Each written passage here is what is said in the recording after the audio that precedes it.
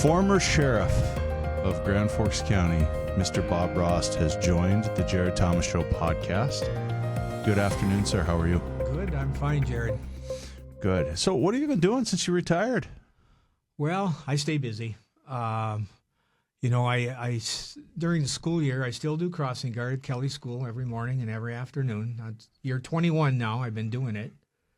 And How'd that start? that started way back when, because all three of my kids went to Kelly Elementary. And when I was in elementary school, which is a long time ago, I grew up in Washington State. And I was school safety patrol there, 4th, 5th, and 6th grade. And the Washington State Patrol was the advisor for the state school safety patrol. So when I got out here, kids are always my first and foremost thing that I care about, and safety of the kids. So I approached Larry Hoiberg at Kelly Elementary a long time ago about safety patrol program, because I wanted to get one going in Grand Forks. And Larry Hoiberg said, well, he says, I've got concerns with liability issues that may come up. Kids getting hurt or parents getting hurt or whatever.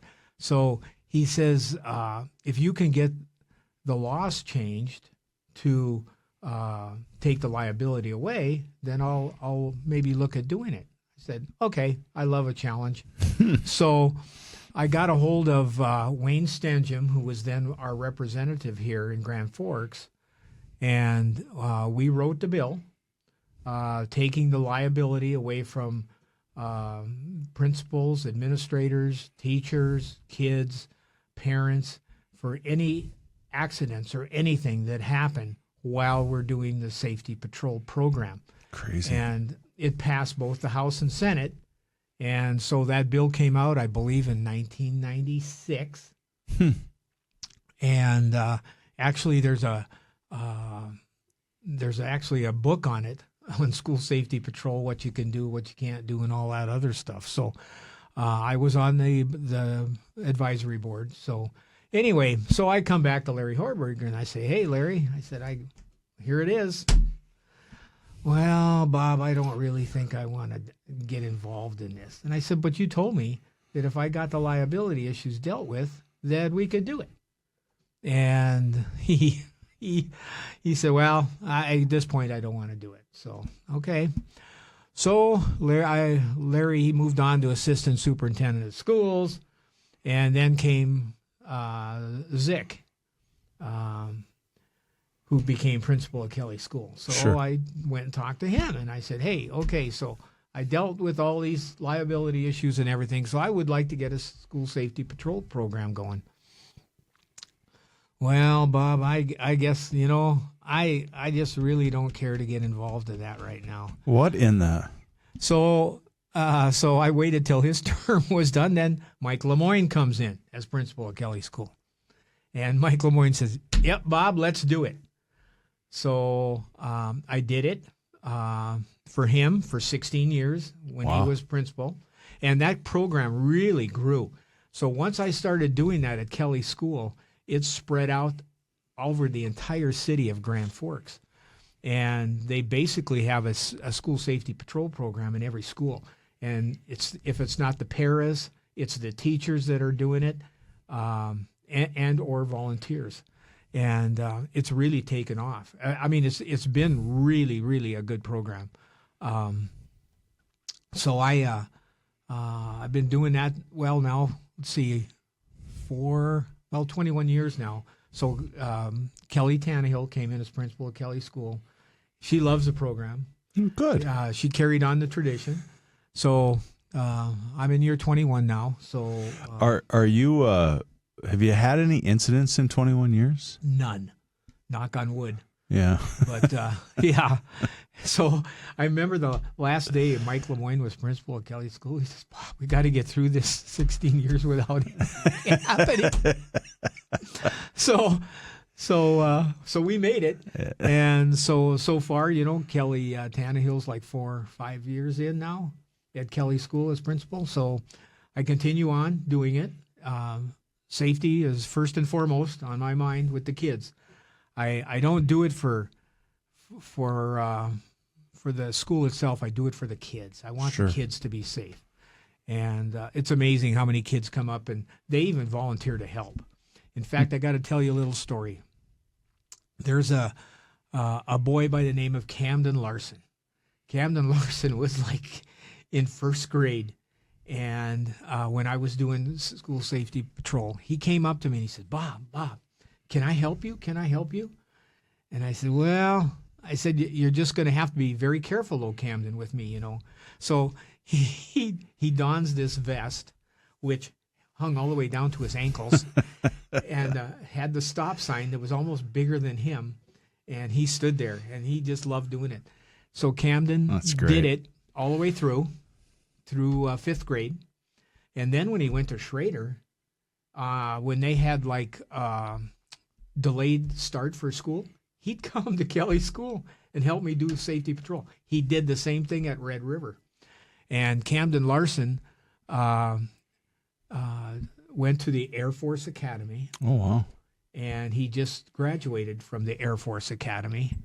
And he said that, I think what I am today is because of you. Oh, wow. So that meant a lot. Oh, I can imagine. Yeah. So we keep in touch once in a while, and he's such a good kid and very bright. Nice, I would say. So I think he's like a second lieutenant now.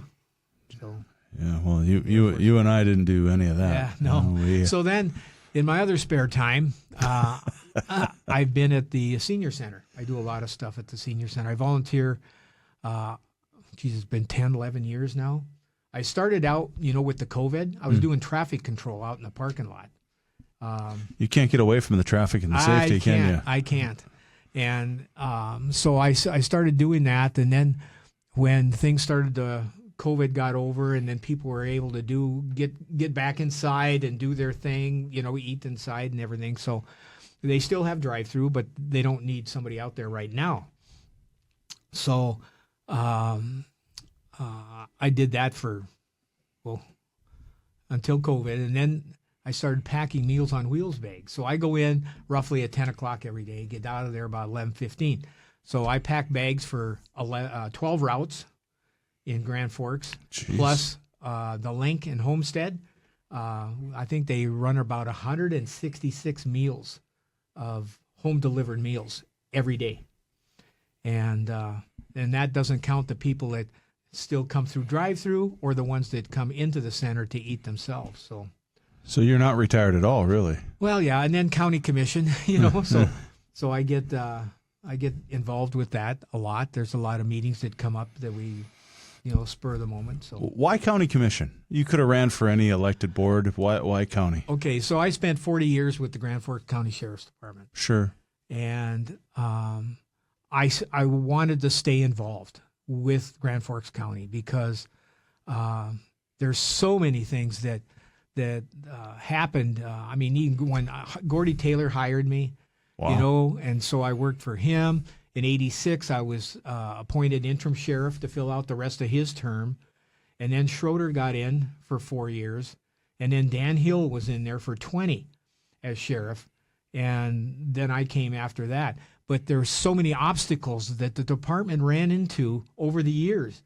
A lot of it had to do with pay, and being able to retain people. It just wasn't there. So I thought, well, if I can get on the county board, maybe I can make a difference. Right.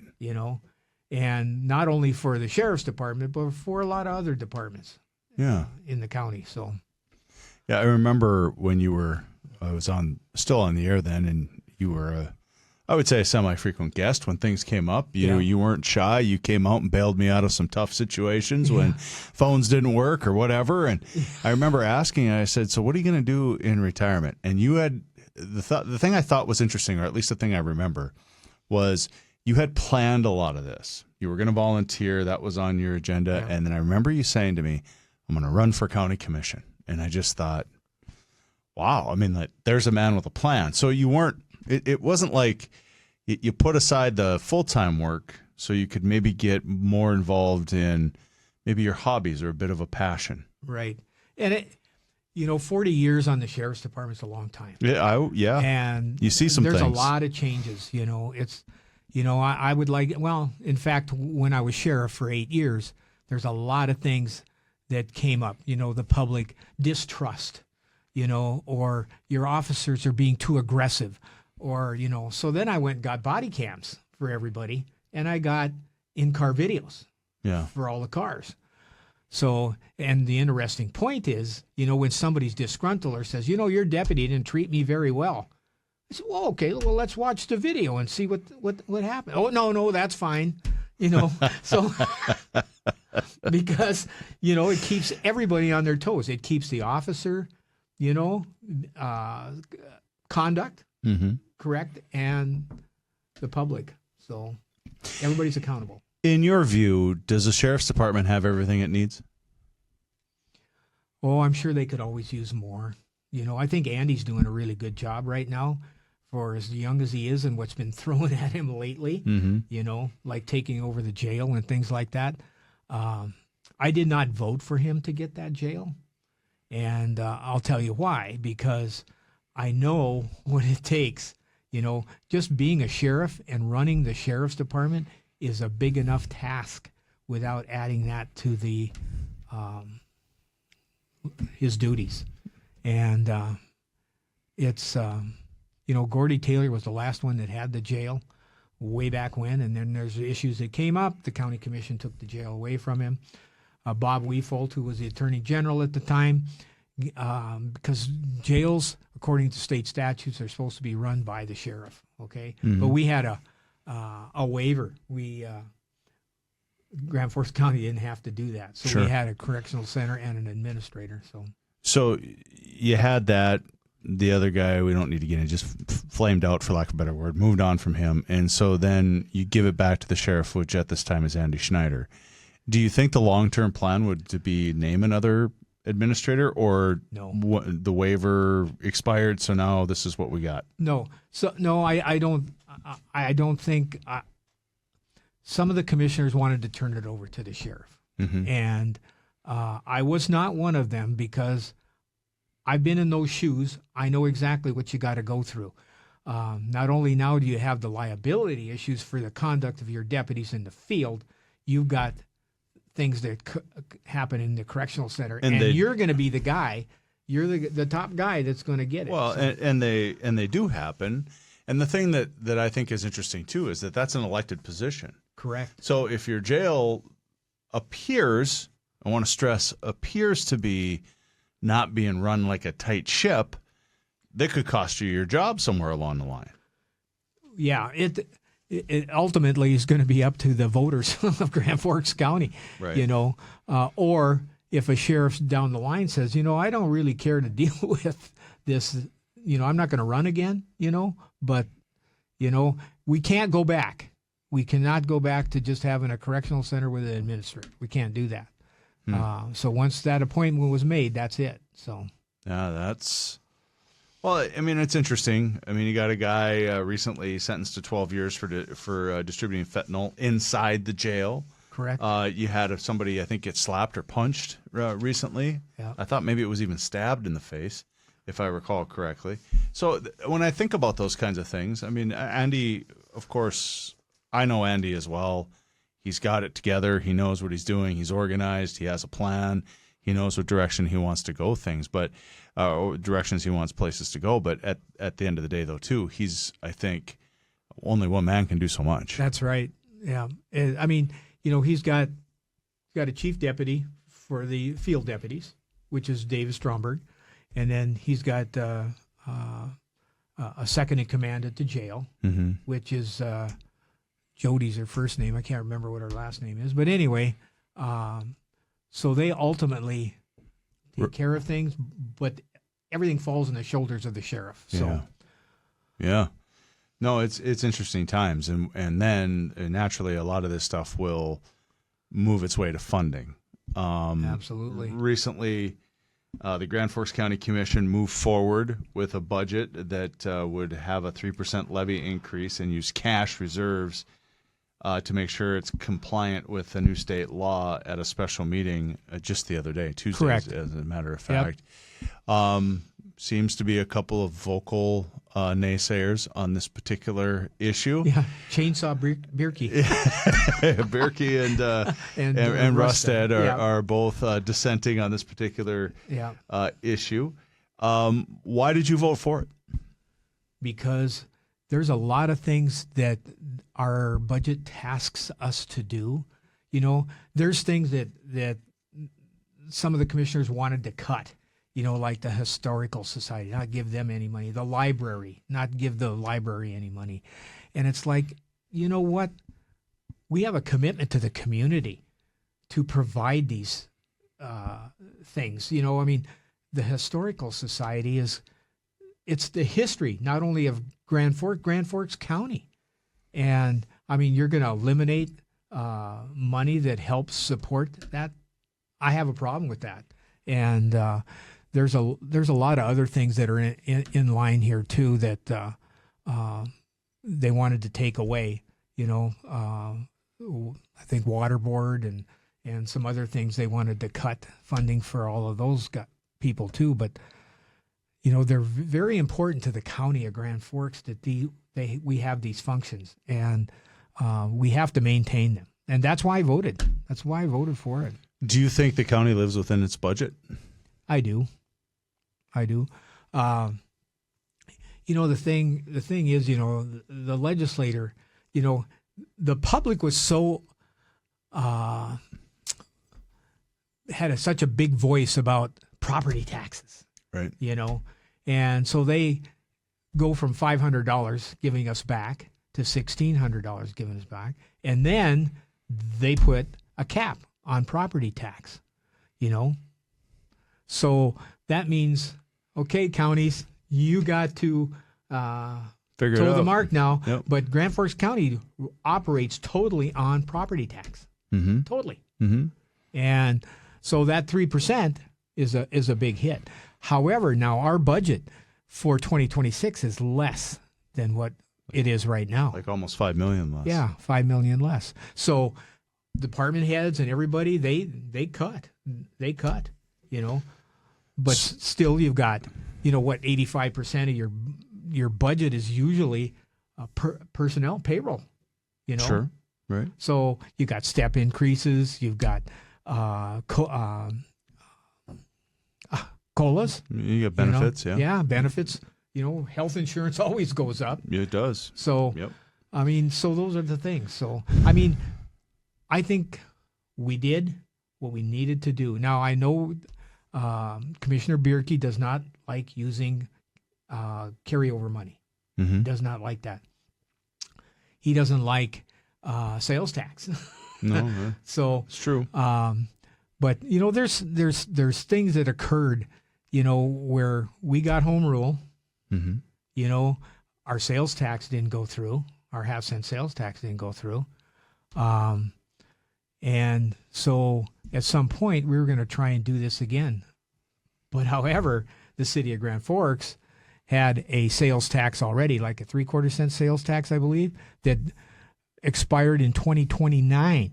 Yet they decided they wanted to have a vote and have that extended past 2029, you know, knowing that maybe the county's coming. Well, the county doesn't even stand a chance now. So yeah, I believe what you're referring to, and it's how the Ultra Sports Complex comes to be. Right. Is they took that tax for capital improvements at the Alaris Center that was to sunset in 2029. Yeah. And voted, and I think a little over 2,000 strong reported to the polls and voted that I believe remove the sunset clause, and then would you know, you're told repeatedly, don't worry, there's more than enough money, there's more than enough money, there's more than enough money to fund both facilities. Sure. And it's a little scary if you're the I think the county's certainly biggest asset in the Alaris Center. and the sports complex needs something at the same time, who eats first? Yeah.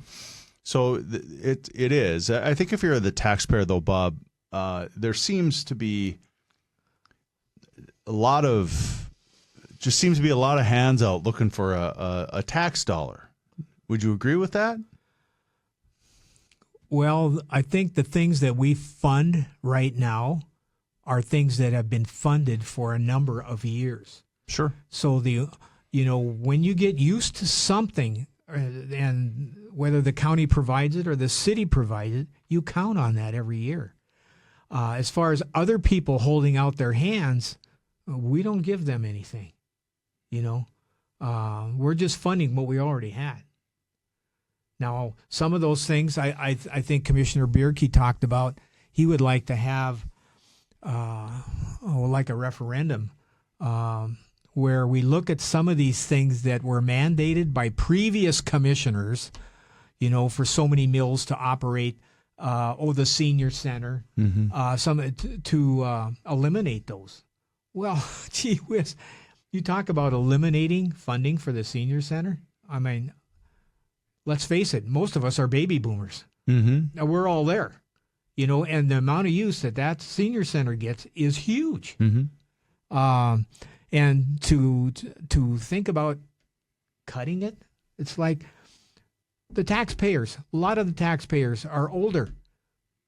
They're in the senior center. Right. They understand. Right. I think that Terry, if he was here, might say, that's fine. If you want to keep your senior center, that's fine. The jail, of course, the jail often gets talked about expansion, more beds, less beds, federal going to pay for some night stays. I mean, all that stuff gets talked about for a while, then it seems to go away for a while, then talk about it for a while, then it goes away for a while. But I think what he would say is that using your cash reserves to balance your budget is a losing strategy. So then how would we end up getting more money so that you wouldn't have to do that? So maybe down the road, like I said, about 85% of your budget is people. Salaries, people, eliminating people. I don't know any other way to say it. You got to have the services. Mm-hmm. People expect the services. Sure.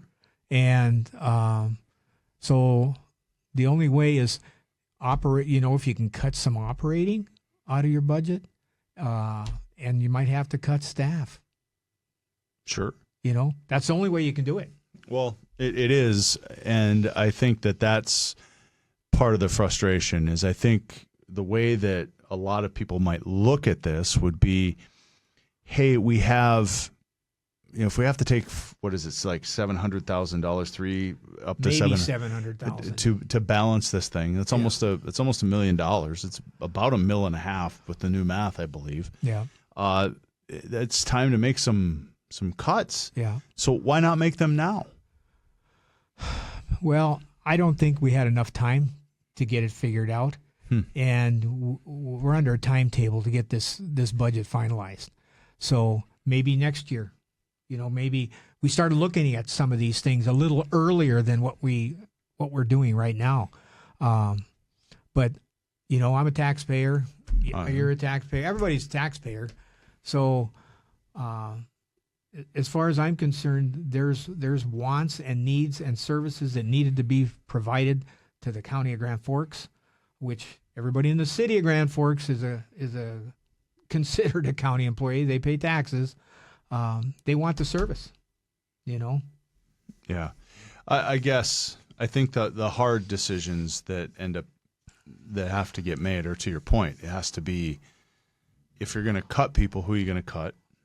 What departments are you going to cut those in? And then how does that ultimately affect the service for the county? Yeah. And that's tough. It is, especially if you need this service and they say, well, we can't provide it right now because we're short-staffed.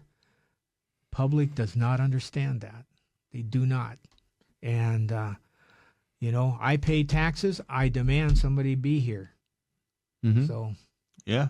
Hard decisions. Would you say the county's properly staffed now? Yeah, but we have a hiring freeze on. Sure. No new hires. So if you lose somebody for retirement, you can't replace that guy? No, we can, but that person needs to come and justify it to the county board. Are you comfortable with that? Do you like that? Yeah, I am because, we need to get by. And if we don't put a hiring freeze on, everybody thinks they need more people than what they really have. Sure. So I don't, I think that's the only thing that can happen. So I don't like cutting services. I really don't. Staff I don't like cutting either. But, maybe at some point in time we may have to say, there's a hiring freeze on, but we're not going to allow you, if somebody retires or vacates the position, to allow you to hire that person back. So that's why it comes before the board. So most of us have watched Bierke on the city council for 10 years. He took a little bit of a respite, now is involving himself in county business by way of election. Yeah. He won't, and I'm sure you're very aware, he won't stop. No, he won't. One of the criticisms that has always been true about him, though, is he waits too long before rolling out any master plan with all these cuts. Yeah. He prefers the carpet bombing effect, and that chainsaw. It can be very difficult for commissioners, certainly commissioners that have been there a while, to get on board with some of those thoughts because you haven't had time to properly vet or think about them. Right. And when people get wind of it, where he talks about some of these things that came up, and they came up very late, like the historical building and the museum and things like that. It's like, whoa, they're just dumbfounded. It's like, whoa, give us a chance to find some other opportunities or whatever we need to do. But the state of North Dakota mandates a lot of the things that we do too. Sure. And it's when they do that, they're just throwing everything back on the counties. Okay, counties, deal with it. And that's not right. So you have $14.5 million in reserves by the end of the year. Why does a county hang on to that much money? Well, I can remember a time, Jarrod, when there was no surplus. Sure. And it was under previous auditors. I was a deputy sheriff then. And it was like I heard about all this and it's like, whoa, we got to get these built up, and so it did get built up, I think it's essential. There's things coming up, that the Commissioner Bierke brought up. He wants to put a new roof on the old jail uptown. Well, that's not going to be cheap. That money would have to come out of cash carryover. Sure. And it's like, I don't know. I think we just better hang on to it, So those issues are still coming up, you know. So the taxpayer might say that's a little too much money to hang on to. Why does a political body need that kind of cash? I think I don't know if you're mandated by the state of North Dakota to have an reserve. Well, but I don't know how much you are required to have, but it's always nice to have. You never know what's going to happen. You might have a tornado go through and tear everything out. Well, what money are you going to use? Yeah, I do know, or at least please give me a little leeway here. Maureen Storstad, who's the finance director for the city of Grand Forks, would often talk about how the state does mandate that cities carry X amount in reserves. Yeah. And because there's been times when those reserves have been drained a little bit. I think COVID was the last example. Correct. Where municipalities were scrambling for monies. So was the county. Right. And so what they had to do is they had to certainly dip into their cash reserves in order to even to make payrolls and do all kinds of things because most everything, of course, during COVID had stopped. Right.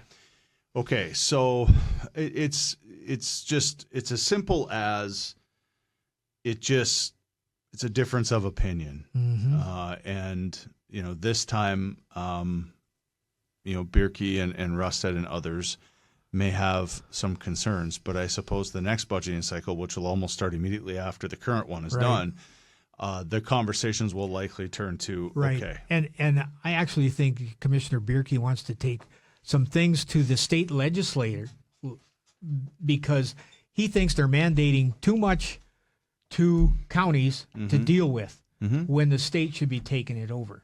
The state should be doing it. Yeah, I suppose. And I think the state's going to say, Well, yeah, that's probably like they always do. Yeah, right. Yeah, Live with it. You're going to have to figure it out. Yeah. Mayor Boczynski, switching gears on you now, Mr. Rost, Yes. would like to bring the airport and make it, I believe, a city department. Okay. His frustration, from what I can understand, is that not enough flights in and out. Certainly wonders, I think, has wondered aloud, or has at least wondered in print and wondered at council meetings. Why don't we have enough flights? What are you guys doing out there? What's going on? There's been some representation from the FAA that said this is odd. Why would you want to do this now? Yeah. One of the things that I thought was interesting about the whole conversation was, and I think it was President Sandy that said, also, if we do this, we let the county off the hook, meaning the city of Grand Forks takes on all of it. All of it, yeah. Well, if I'm not mistaken right now, the city's at 2 mills and we're at 2 mills for the airport. Sure. At the airport. Sure. So we were at 4 and 4. Sure. But we both cut. The city cut, and then we thought, well, we're cutting too. Yeah. So we did. We cut 2 mills. Yeah. So at the end of the day, is that a good move for the city of Grand Forks? Is that a bad move, or is it 6 of one, half a dozen of the other? I'm just I think the airport's got a good administrator out there. I don't know that this, again, I don't know that the city wants to take on all that burden. I mean, so now the taxpayers in the city of Grand Forks now are going to have an additional tax or whatever on them, and it's so we got to fund it somehow. You have to fund it, and if they say, well, that'll help the county out, then okay, 2 mills, okay, well,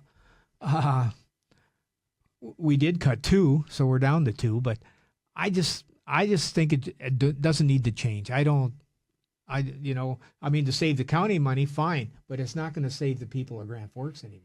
No, in fact, 2 mills is equivalent, I believe, with the new math of about $820,000. Yeah. So it saves the county about, getting on $1 million, not quite there. Yeah. But then, and 80% of Grand Forks County is the city of Grand Forks. That's right. It's of note. Absolutely. It's Absolutely. Of note. So I think it doesn't make a whole lot of sense, in my view. No, and the people I've talked to, and there are a lot of people call and talk to me, and they're against the city taking it over, and they're all people living in the city of Grand Forks. So they say, oh boy, more taxes for their locals, so. Yeah, that's exactly right.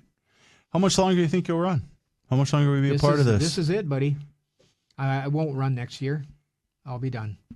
I think 48 years with Grand Forks County is long enough. Yeah. And I'll be 78 years old then, so. Then what will you do? I'll keep busy. I'll still be doing crossing guard. I'll still be working at volunteering at the senior center, and who knows? Maybe I'll be a Walmart greeter. You don't seem like a guy that's just going to sit on the couch. No, I'm not. No, yeah. I don't do that. Yeah, that's. I've always. What do you think pushed you in that direction? So you could law enforcement? No. Well, no, not law enforcement, but like staying busy, right? There's a lot. Retirement looks different for everybody. Why did you pick this path? Okay, so I see too many people that retire and don't do anything, and within 3-4 years they're dead. Yeah, quite a few, as a matter of fact. And it's like, if you keep physically busy, you keep your mind going, that challenges your mind, then you're going to live a lot longer. Yeah. Yeah. So you'll be 78. You'll be done. Will you miss it? Probably not, just for what we've been talking about for the last half hour or so. You run into, the Terry Bierkes and the Mark Rusteds and these guys that might have a different opinion than yours. Yeah. And I know that doesn't scare you, and you've dealt with that. You've been dealing with people really your entire life. Right. So there's nothing really at this point that you haven't seen. Angry, sad, melancholy, depressed, all the other things, emotions you can think of, certainly have crossed your desk at some point in time. So I'll tell you a little statistical thing that I've heard over the years. So, like I was in law enforcement for, 40 years here, but I had 9 years up in Minnesota. Oh, wow. I was with the Marshall County Sheriff's Department for 9 years up there before I spent 40 here. So I was in law enforcement for 49 years. And I knew when I was a young kid what I wanted to do. And law enforcement was what I wanted to do. I grew up in Washington State, but my parents are originally from Stephen and Argyle, Minnesota, but they moved out west in 1955. But I always knew that I wanted to go into law. I wanted to be a Washington State Patrol. Yeah. But I had to be 5'11", with a 2-year degree, or 6 foot with no degree at all to get on the Washington State Patrol. And it's like, wow, that didn't work out for me. What a bizarre requirement. Well, they had height restrictions back then. We're talking the late 60s, early 70s. They had height, and so I then tested for Seattle PD, Bellevue PD, Redmond PD, Kirkland PD, Renton PD, and you had to be 5'9". Guess what? I'm not 5'9". So anyway, that's crazy. We would come out here and visit because my grandparents and everybody lived out here, and I had an aunt that worked in the sheriff's department in Marshall County. And so one day I get this letter from Oscar Erickson, who was the sheriff up in Marshall County, and he said, "Bob, I don't care how tall you are. If you want to come out here and work, I'll hire you right now." So I did. It was in the training, I suppose, started once you were hired. Right. Yeah. Yeah. Well, I did have an associate degree in criminal justice, law enforcement, police administration out in Washington State. So, and I worked security on the campus while I was going to school. So, what did you what do you remember most? Or what was your biggest memory from being a sheriff? Some of my biggest memories are, I think the thing that meant the most to me was the 97 flood. And we all lived through that. Being able to work with other people, and I mean, the kids in this town work so darn hard to try and save Grand Forks. Right. And most of them, well, not most of them, but this senior class in all these high schools and in both East Grand and Grand Forks, they never had a prom. They never had nothing. So I got together with a gal from New York City, and we got a hold of Soul Asylum in Minneapolis, and they agreed to come up and do a prom here in Grand Forks for free. The Air Force gave us the 3-bay hangar out at the base to hold this prom. Jessica McClintock in San Francisco sent all the prom dresses. Columbia Mall allowed us to use a site in there. Oh, I was working security part-time too for Columbia Mall. But anyway, that went over really big. The girls, they all got prom dresses, didn't have to pay a dime for them. Yeah. And just to be up on stage and seeing these kids have a good time was top notch. Yeah. How was Soul Asylum? They're really good. Yeah. Yeah. Runaway Train. Oh yeah, I'm familiar. Oh yeah. Spun that one a few in my life. Yeah. So I was going to tell you, just recently now they dedicated an album to Grand Forks. Oh really? Yeah. For the prom that they did. And it's an album or CD or whatever. You can get it any way you want it. But you can get that album, and it's dedicated to the Grand Forks. So it was impactful for them, too. Oh, yeah. Very much so. Yeah. Yeah. Flood of 97. Yeah. Is there a crime you remember? Well, back in, 82, we had a go seize a combine for Donald McGrath, from Donald McGrath. He was a tax protester.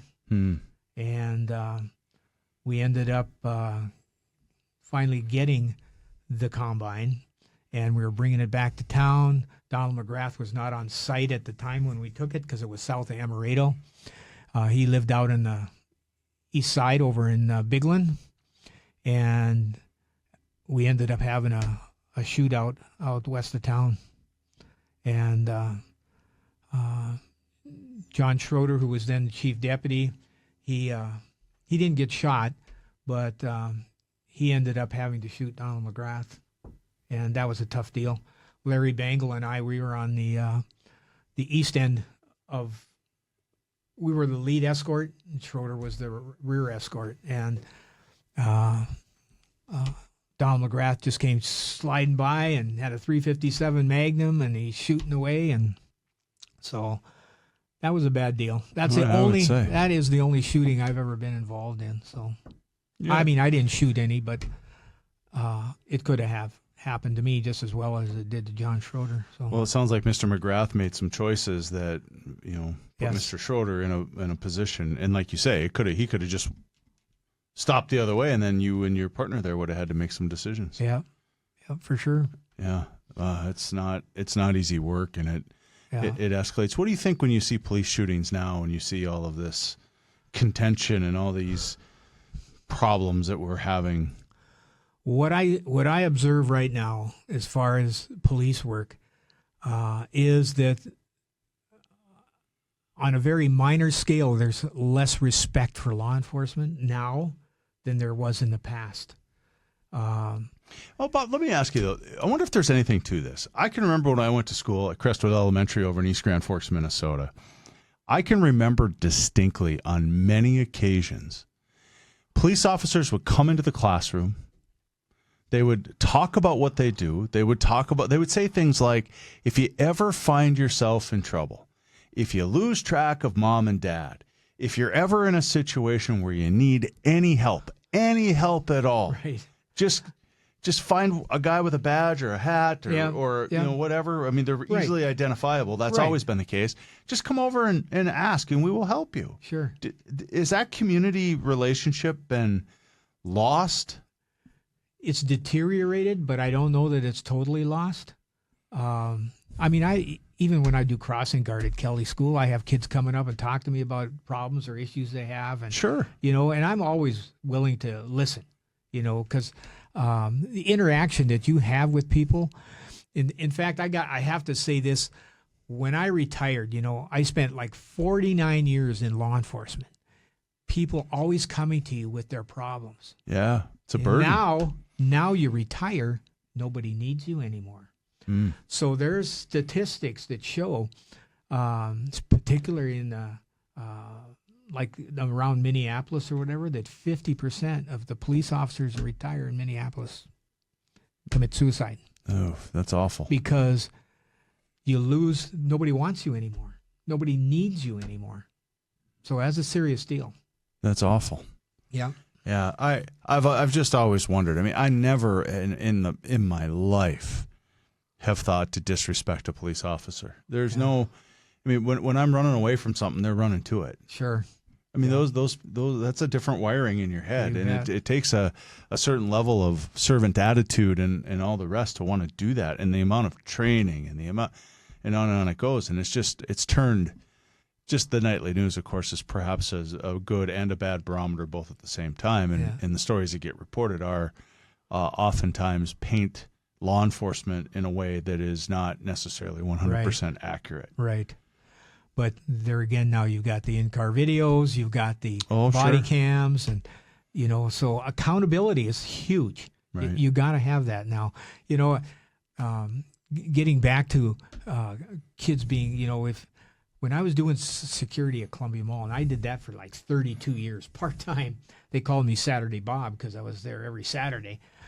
It's crazy. When mom would say, if you're not good, he's going to put you in jail. And I would go up to that mom and I said, you know what? If your child gets lost, do you think they would come up to me and ask me for help after you just said that? No, they're not going to. And I will confront them and tell them that.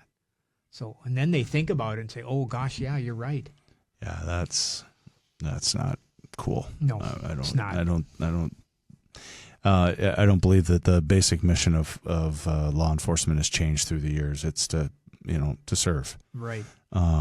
And that to protect and to serve. And to me, that hasn't changed. No. It just feels like somehow we got a little bit twisted. Yep, we did.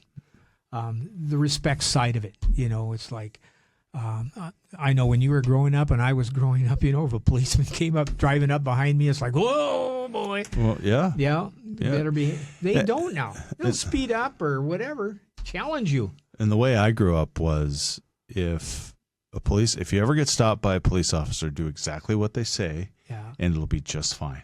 Right. And the most that they've ever said is, "Can I see your driver's license, registration, and proof of insurance?" Right. Yes, sir. Yeah. I'm going to reach into my middle console and get that. Is that okay? You bet. Yeah. Please do. And then sometimes I'm not even going to roll down the window. Yeah. Yeah. I don't need to talk to you. That's. Yeah. I don't get it either. And I would love to figure out a way to change it. Right. Is not instead of try to be this way. Bob, I thank you so much for the visit. Thank you. This commission stuff is. It's interesting. It's sexy. It's what gets the headlines. But you're right. I think the 2026 budgeting season is going to be a whole heck of a lot different than this one. And I think there's more tough decisions ahead in what looks to be your final year on the commission. Right. And I think some legislative things will take place at the next legislature, which will be in 2026 and 27. Because I had that issue too with my retirement. Yes. So that was a big issue, but their legislature is going to have to deal with that in 2027. But the North Dakota PERS decided they're going to leave things the way they are right now and deal with it in the legislature in 2027. So just like all of this stuff, trying to get mandated things by the state to get the state to take them back. Yeah. Because that's going to save us local dollars. So yeah, there was a minute there where Bob is, of course, receiving a pittance of a salary from the county for his work as a commissioner, plus his retirement that also comes from the state. So for half a second there, it was you were double dipping, and I was frozen. Yeah, you have to make a decision. So Bob rightfully said, "Well, I can't live on my commission salary alone. I'm going to have to." And then cooler heads thankfully prevailed, and everybody said, "Hey, how about we just ride this out and we'll figure it out when it's over?" Because it not only affected me, there was 20 other people in the state of North Dakota affected also. So So he's like you say, you're here until it's over with. But no, Historical Society and some of these other boards, I think you're pretty clear at this point on how some of the commissioners feel. And I'm sure it caught you a little bit off by surprise, and a little bit you're like, well, why would we? Well, what do you mean we cut funding to the library board? I mean, we pay money to the library board. The city pays money to the library board. So, we need libraries. We need historical societies. Somebody's got to fund them. Yep. So, I think some commissioners feel that, they should get donations instead of counting on taxpayer dollars. So. Yeah, I'm not a big donation guy. I think when you have these, and then they're complex, complicated problems. Yeah. And you're not wrong when you say in most every business today, it very quickly gets to people. Right. And it seems in practice to be pretty easy to sit around and say, well, we'll just eliminate 5 from this department and 3 from this department and 2 from this department. Now our budget is balanced without using anything out of our reserves or carryover money or anything else. Not even dealing with the 3%. And I think that was the goal of Commissioner Bierke, is not even deal with the 3% or cash carryover. Either one, just do what we have to do to zero. Yeah, and I think what you're seeing if you're a taxpayer is you're going to get your $1,600, whatever. But what we've really done by doing this is at some level we've strapped some of these entities with tough decisions that normally this would get solved through just you'd balance the budget through raising of mills. Mm-hmm. And there's a segment of your population that is like, yes, that's what we want. Live within a budget, all the things. But when your neighbor's out of a job, well, I didn't want that. Yeah. Well, or you're asking for a service and you don't get it because there's not enough people to do it. Yeah. What happens when your county roads don't get plowed in the wintertime? Yeah, and you got to get to work. Yeah. Yeah, they'll get to you, but it's going to take them a day and a half now because they only got, 40% of the snowplow drivers they had before. Right. And people listening to this might go, well, that sounds ridiculous. But those are some of the decisions that would have to. Your road will get plowed. It'll be 3 days after the storm's blowing through. Yep. They'll get to you.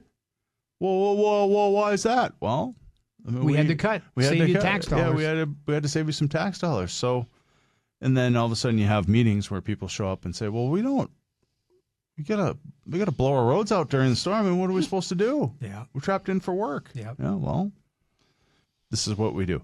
So again, I mean, I'm sure Terry Bierke and others, if they heard this, would be like, well, that's not, we can certainly take money away from the Historical Society, and we can take money away from the libraries, and I'm not sure the taxpayer really wants those things pushed to other taxing entities, right? So if the county doesn't do it, well, the city has to do it. Or asking for donations. Yeah, that's I might try to get Bierke on here and ask him where that comes from.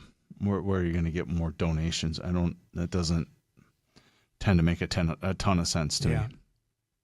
The county fairgrounds, I was asked to ask a question before I let you go about the grandstand there. Yep. Do you think, is that on anybody's radar? Yeah. Like what? About fixing it, repairing it? About repairing it? It's constantly being repaired. Constantly. Right. Yeah. So time for a new one? Oh, I don't know if the Historical Society would go for that. It's because everything has to be approved by the Historical Society, just like the dome on the courthouse. Well, I can see then why you want to eliminate the Historical Society. Then you don't have that barrier anymore, Bob. You go ahead and you just repair it. Yeah. Well, at some point though, you got to do something. Well, the structure. I mean, they've been working on the structure of the, but it is on the historical register. So any improvements that happen to that grandstand have to be approved by the Historical Society. And the idea there is to maintain the historical integrity. Integrity, yeah, that's yeah, the word, yeah. For it. Yep. Wow. Oh. The brick fascia and stuff like that, if you're going to replace any of that brick. But Historical Society's got to approve it. That's where they lose me a little bit. I mean, people's safety is. Yeah. So let's talk about the dome on the courthouse because Commissioner Rost, he wanted to flatten the roof, take the dome off. Historical Society said, no. Can't do that because that whole courthouse is on the historical register. So you're going to replace the dome? No. Oh, we're fixing it. If you haven't seen it, you should go look at the new copper up there. I will. Ooh, they just refurbished the old copper. Go look at it while it's still copper before it turns black. Yeah. Yeah, because it looks really nice. Yeah. Yeah. I suppose they said it had to be copper too. Well, it was copper up there. They just refurbished it. Oh, I see what you mean. Yeah. Okay. All right. Cleaned it up, took the black away. Yeah. Did it fix the roof? Oh, yeah. Yeah, they fixed the roof, all the leaks and stuff too. Yeah. All right, Bob. Well, we'll be watching, and I thank you for doing this today. Yeah. Always a pleasure. If you were on air and you ever had an issue. Oh, you came right out. Nobody to talk to, no phones. No, you came right out. Yeah, I came right out. And in fact, there was not phones recently, and I was on the air with Ryan, and I said, when this happened to me back in the day, Sheriff Rost would just come out and he would just sit down and he would say, what do you want to talk about, Jarrod? What can we talk about? Yeah. And then I turn and I look, and who's there? Yeah. Sheriff Rost. Some things never change. And it's good. I mean, we have good rapport. We talk back and forth. Oh, yes. I mean, you and I could talk all day about things. So. Yes, we absolutely could. But this is it's important stuff. But I also think that, this too will work itself out. It always has a way of doing so. Right. It will. All right. Bob, thank you. Thank you very much. Have a great day.